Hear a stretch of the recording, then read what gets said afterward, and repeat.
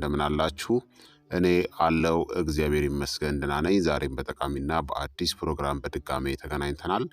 በዛሬው የጤና ፕሮግራማችን ላይ የምንመለከተው በቀን 2 የተቀቀለ እንቁላልን ብትመገቡ የምታገኙትን አስደናቂ የጤና ጥቅሞችን እነግራችኋለሁኝ። እንቁላልን ከመጠቀም መጠንቀቅ ያለባቸው አንዳንድ ሰዎችስ ምን አይነት ሰዎች ናቸው የሚለውን በዚህ ቪዲዮ ላይ የምነግራችሁ ይሆናል ማለት ነው። ይህ የጤና ትምህርት ታዲያ ለበርካታ ሰዎች በጣም ጠቃሚና አስፈላጊ ስለሆነ ሁላችሁም በቅንነት ላይክና ሼር በማድረግ ሌሎችንም አስተምሩ አሳውቁላለሁኝ። ከዚህ ቪዲዮ ጋር በተያያዘ ደግሞ ጥያቄ ካላችሁም ሀሳብ አስተያየት ካላችሁም በኮመንት ላይ አስፍሩልኝ። በቀጥታ ወደ ጤና ትምህርቱ የማልፍ ይሆናል። እንቁላል በንጥረ ነገሮች የበለጸገ ምግብ ሲሆን በርካታ የጤና ጥቅሞችን ይሰጣል። ከፍተኛ ጥራት ባለው ፕሮቲን የበለጸገ ነው። ጥሩ የቪታሚኖችና የማዕድናትም ምንጭ ነው። የጡንቻን እድገትንናም ጥገናን ይደግፋል። እርካታንናም የክብደት መጠንን ለመቆጣጠርም ይረዳል። ለልብ ጤና እናም ለኮሌስትሮል መጠን ጠቃሚም ነው። የአንጎል ተግባርንናም የእውቀት ወይም ደግሞ የኮግኒቲቭ ጤናንም ይደግፋል። የቆዳ የፀጉርናም የአይን ጤናንም ያሻሽላል። ለመመገብ ሁለገብናም ምቹ ነው። አንዳንድ የጤና ሁኔታዎችን አደጋ ለመቀነስም ይረዳል። በተጨማሪም እንቁላልን በተመጣጣኝ አመጋገብ ውስጥ ለማካተት ጣፋጭናም ቀላል ነው። የተቀቀለ እናም የተጠበሰ እንቁላልን ለመመገብ ሁለቱም ታዋቂ መንገዶች ናቸው። የተቀቀለ እንቁላል ለማብሰል በጣም ቀላል ነው። የተቀቀለ እንቁላሎች ጠንካራ እናም ጥቅጥቅ ያለ ነው። የተቀቀለ እንቁላል እንደ ፕሮቲን፣ ቫይታሚን ኤ፣ ቫይታሚን ዲ፣ ቫይታሚን ቢ12 እና ማዕድናት ያሉ ንጥረ ነገሮችን ይዘዋል። ይሁን እንጂ አንዳንድ በውሃ ውስጥ የሚሟሙ ቫይታሚኖች ወይም ደግሞ ንጥረ ነገሮች እንደ ቫይታሚን ቢ እናም ቫይታሚን ሲ በማብሰል ሂደት ውስጥ ሊጠፉ ይችላሉ። የተቀቀሉ እንቁላሎች በደንብ ስለሚበስሉ በቀላሉ ሊዋሃዱ የሚችሉ ሲሆን ይህም ለሆድ ህመምተኞች ጠቃሚ አማራጭ ነው። የተቀቀለ እንቁላሎች ቀድመው ተዘጋጅተው በማቀዝቀዣ ውስጥም ተቀምጠውም ልትመገቡትም ትችላላችሁ። የእንቁላል ጥብስ ደግሞ በተለያዩ የጥራት ደረጃዎችም ሊዘጋጁ ይችላሉ። የተጠበሰ እንቁላል በዘይት የሚጠበስ ነው። የበሰለ ወይም ደግሞ የተጠበሱ እንቁላሎች አብዛኛውን የአመጋገብ እሴታቸውን ይይዛሉ። ምንም እንኳን ከፍተኛ ሙቀት ባለው ምግብ በማብሰል ሂደት ቢጠበስም የሚይዘው ንጥረ ነገሩ በፍጹም አይጠፋም። የተጠበሱ እንቁላሎች በአጠቃላይ ለመዋሃድ ቀላል ናቸው። ነገር ግን አንዳንድ ሰዎች ለአንዳንድ የምግብ አዘገጃጀት ዘዴዎች ጥቅም ላይ የሚውሉ ንጥረ ነገሮችን ይጨምሩባቸዋል። ለምሳሌ ዘይት ወይም ደግሞ ቅቤ ሲጨመርባቸው የምግብ መፈጨትን ሊነኩ ይችላሉ። በአጠቃላይ ሁለቱም የተቀቀለ እንቁላልና የተጠበሰ እንቁላል የራሳቸው ጥቅሞች ስላሏቸው የጤናማ አመጋገብ አካል ናቸው። በሁለቱ መካከል ያለው ምርጫ በግል ፍላጎቶቻችሁ፣ ምቾትናም በአመጋገብ ግቦቻችሁ ላይ የተመሰረተ ሊሆን ይችላል። የተመጣጠነ ምግብ ጥቅምን ለማግኘት እንቁላልን በመጠኑ ምንጊዜም ቢሆን መጠቀምናም ጤናማ የአሰራር ዘዴዎችን መከተል ያስፈልጋል። ታዲያ በየቀኑ 2 ፍሬ የተቀቀለ እንቁላልን ብትመገቡ በጤናችሁ ላይ የምታገኙትን አዎንታዊ ተጽዕኖችን ወይም ደግሞ ጥቅሞችን አሁን እነግራችኋለሁኝ። የተቀቀለ እንቁላል መብላት በንጥረ ነገሮች ይዘታቸው ምክንያት በጤንነታችሁ ላይ በርካታ አዎንታዊ ተጽዕኖች ሊኖሩት ይችላል። የተቀቀለ እንቁላሎችን በአመጋገባችሁ ውስጥ ማካተት የሚሰጣችሁ ጥቅሞች፣ አንደኛ ከፍተኛ ጥራት ያለው ፕሮቲንን ይሰጣል። የተቀቀለ እንቁላል ከፍተኛ ጥራት ያለው የፕሮቲን ምንጭ ሲሆን ይህም በሰውነት ውስጥ ህብረ ህዋሳትን፣ ጡንቻዎችንና ህብረ ህዋሶችን ወይም ህዋሶችን ለመገንባትና ለመጠገን አስፈላጊ ነው።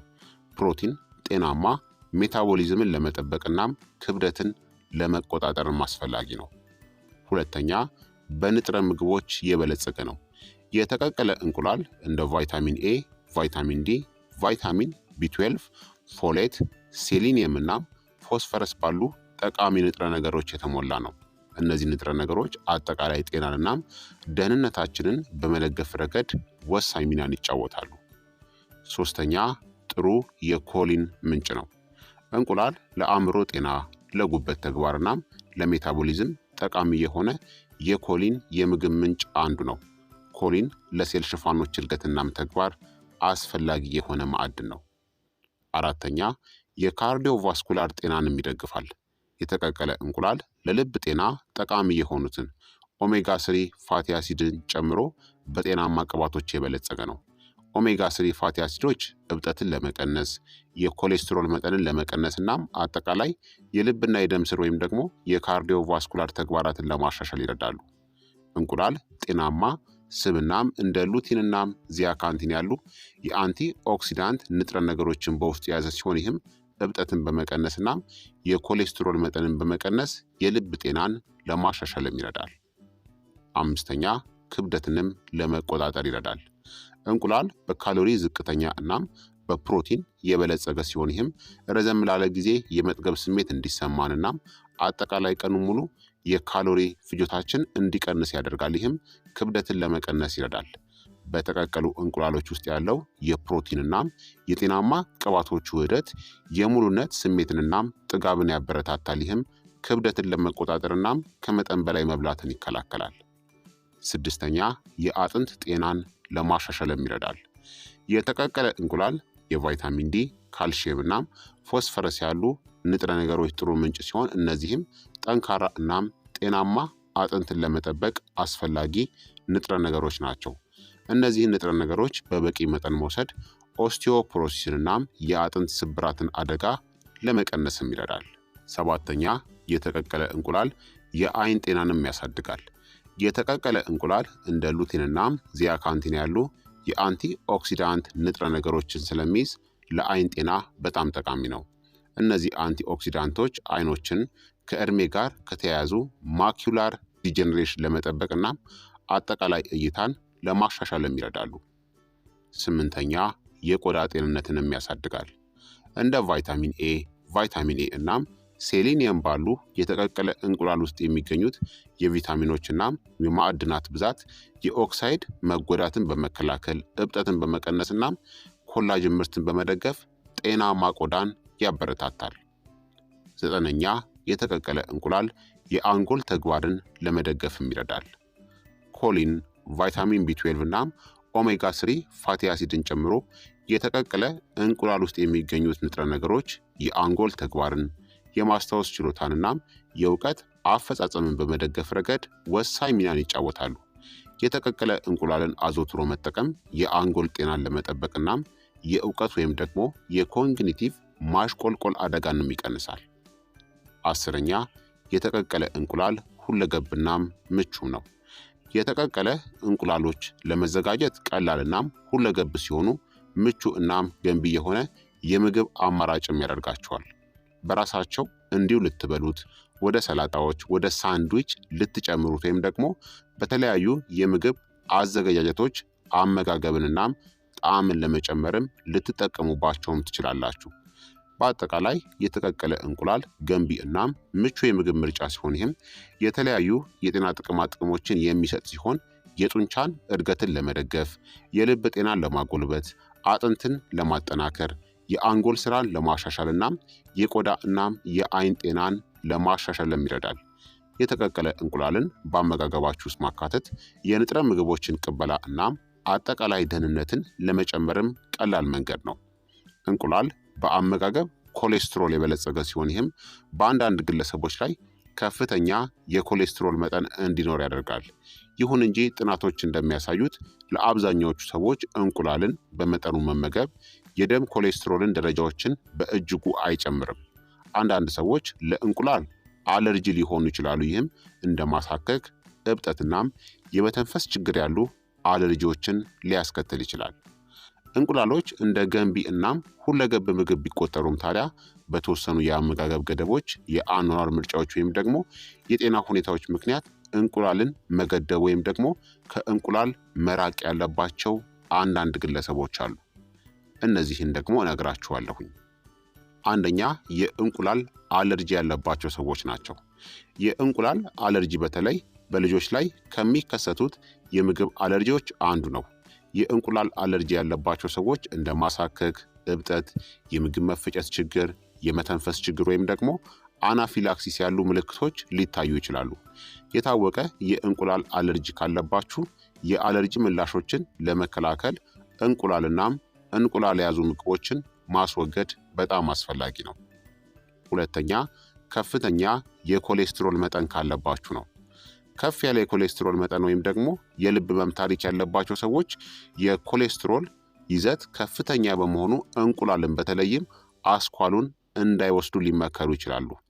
ጥናቶች እንደሚያሳዩት ከእንቁላል የሚገኘው የአመጋገብ ኮሌስትሮል በአብዛኛዎቹ ሰዎች ላይ በደም ውስጥ ያለው የኮሌስትሮል መጠን ላይ ከፍተኛ ተጽዕኖን ሊያሳድር እንደማይችል ቢሆንም አሁን ላይ የልብ ጤና ችግሮች ያለባቸው ሰዎች ለግል ጤናማ ምክሮች ከዶክተራቸው ጋር መማከር አለባቸው። ሶስተኛ ደግሞ የተወሰኑ የጤና ችግሮች ካለባችሁ ነው። እንደ IBS ወይም ደግሞ ኢሪቴብል ባውል ሲንድሮም ወይም ክሮንስ በሽታ ያሉ ልዩ የጤና እክሎች ያጋጠማቸው ግለሰቦች እንቁላሎች እንደ እብጠት፣ ጋዝ ወይም ደግሞ የምግብ መፈጨት ችግር ያሉ ምልክቶችን ያባብሳሉ። በእንደዚህ አይነት ሁኔታዎች እንቁላልን መገደብ ወይም ደግሞ ማስወገድ የጨጓራና የምግብ መፈጨት ጤናን ለማሻሻልና የምግብ መፍጫ ችግሮችን ለመቀነስም ይመከራል። አራተኛ፣ ስሜታዊነት ወይም ደግሞ ምቾት ማጣት የሚሰማችሁ ከሆነ ነው። አንዳንድ ሰዎች በእንቁላል ውስጥ ላሉ እንደ ፕሮቲኖች ወይም ደግሞ ውህዶች በእንቁላል ነጭ ወይም ደግሞ አስኳሎች ውስጥ ላሉ አካላት ስሜታዊነት ወይም ደግሞ አለመቻቻል ሊሰማቸው ይችላል። የእንቁላል አለመቻቻል ወይም ደግሞ ምቾት ማጣት ምልክቶች የጨጓራ ጭንቀት፣ የቆዳ ሽፍታ፣ ራስ ምታት ወይም ደግሞ ድካምን ሊያስከትል ይችላል።